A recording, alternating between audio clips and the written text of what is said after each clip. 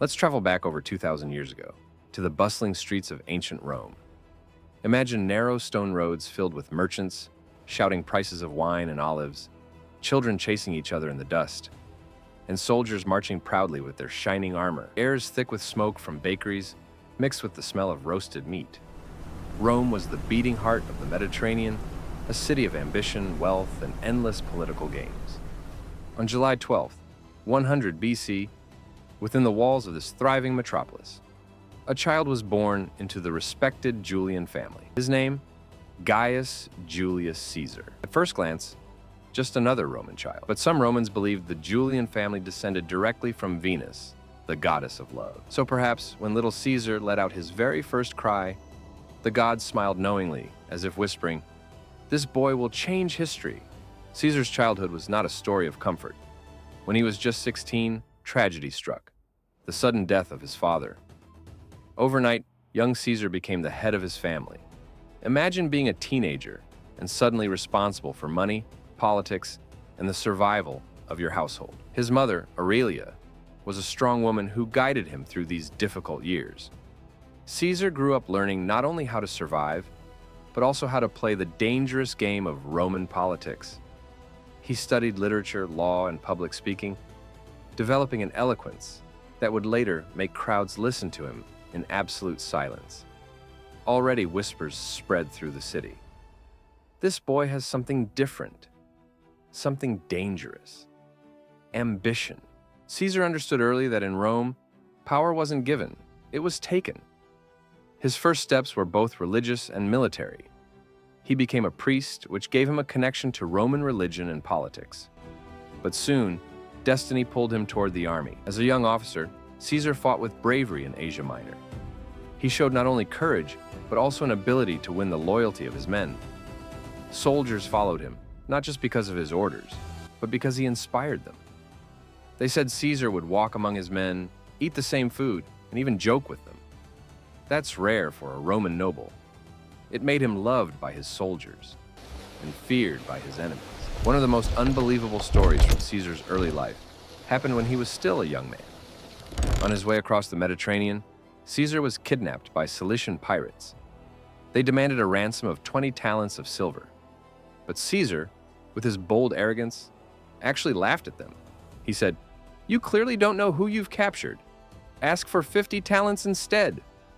The pirates, shocked, agreed. And here's the funny part. Caesar spent over a month as their prisoner, but he acted like their leader. He joined their games, gave them speeches, and even told them to be quiet when he wanted to sleep. Can you imagine telling pirates to keep it down? The pirates thought he was joking, but Caesar warned them, "One day I will return and have you all crucified." Spoiler alert, he wasn't joking. Once the ransom was paid and Caesar was released, the pirates thought the game was over. But they had underestimated their guest. Immediately, Caesar gathered ships, hunted the pirates down, captured them, and, exactly as promised, had them crucified. Now, crucifixion was the most brutal Roman punishment. But here's where Caesar's strange sense of mercy showed.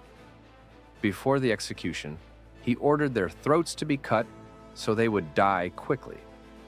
Not exactly merciful by modern standards, but for ancient Rome, that was almost kind.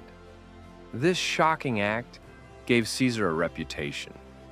He was a man of his word, even if that word meant death.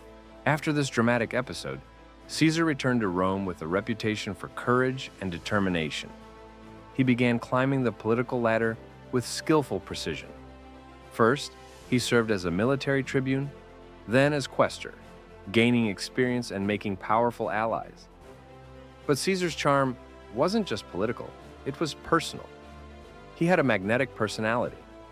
Crowds loved him, women admired him, and even his rivals couldn't ignore him.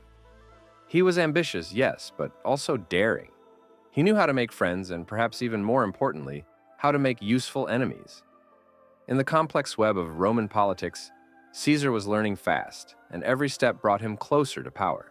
Caesar wasn't just a soldier and politician. He also had a reputation for romance. His first wife was Cornelia, the daughter of a powerful man, Cinna. Together they had a daughter, Julia. Caesar was deeply loyal to Cornelia, so much so that when a dictator ordered him to divorce her, he refused. That act nearly cost him his life, but it also showed his courage and loyalty. After Cornelia's death, Caesar's love life became the talk of Rome. He had many affairs, but the most famous was his relationship with Cleopatra, Queen of Egypt. The Romans whispered that Caesar wasn't just the ruler of Rome, but also the lover of a queen. As Caesar grew in influence, he realized that politics was a game of alliances. He wasn't yet strong enough to rule alone, but he was clever enough to build friendships. One of his most important connections was with Pompey, a brilliant general, and Crassus, the wealthiest man in Rome. Together, the three men formed what history calls the First Triumvirate. It wasn't an official government, but it gave them enormous power. Caesar had the charm, Pompey had the military glory, and Crassus had the money. A perfect recipe for control. But as we know, in Roman politics, alliances never lasted forever. While Pompey and Crassus stayed in Rome, Caesar took command of legions in Gaul, modern-day France and Belgium. What followed was one of the most impressive military campaigns in history. For nearly a decade, Caesar led his soldiers through endless battles, conquering vast lands and defeating powerful tribes. His most famous victory came against the Gallic leader Vercingetorix, who united the tribes to resist Rome. Caesar besieged the city of Alesia, building not one but two massive walls, one to keep the defenders in and one to keep reinforcements out. It was a brilliant strategy, and it worked. Vercingetorix surrendered, and Gaul became Roman territory. Caesar's victories made him rich, popular, and incredibly dangerous to his rivals in Rome. As one Roman senator put it, Caesar is not just winning wars, he is winning the hearts of men. After years of conquering Gaul, Caesar returned to Rome in 49 BC. He was wealthy, powerful, and adored by his soldiers, but feared by the Senate. His former ally Pompey now saw him as a threat. The Senate ordered Caesar to disband his army and return as a private citizen. Caesar faced a choice: obey the Senate and lose everything, or march on Rome and risk civil war. In the streets, the Romans whispered and watched, sensing that history was about to change. Caesar, with his usual calm confidence, decided he would not step down. He would face his destiny head-on. On January 10th, 49 BC, Caesar approached the Rubicon River, the boundary of Italy. Crossing it with an army was illegal, an act of war against Rome itself. As his soldiers waited, Caesar paused, knowing the gravity of this decision. Then, he uttered the words, "History remembers. Alea iacta est." The die is cast. With that, he crossed the river, and the path to civil war was open. The streets of Rome would never be the same. Citizens whispered in fear and awe. Their city, once peaceful, was now on the brink of chaos. And Caesar, once a soldier and politician, was now the leader who dared defy the Senate itself. On March 15th, 44 BC, the Ides of March, Caesar went to the Senate. Some senators had planned a plot, fearing he had too much power. As he entered, they surrounded him and stabbed him 23 times. Among the conspirators was Brutus, whom Caesar loved like a son.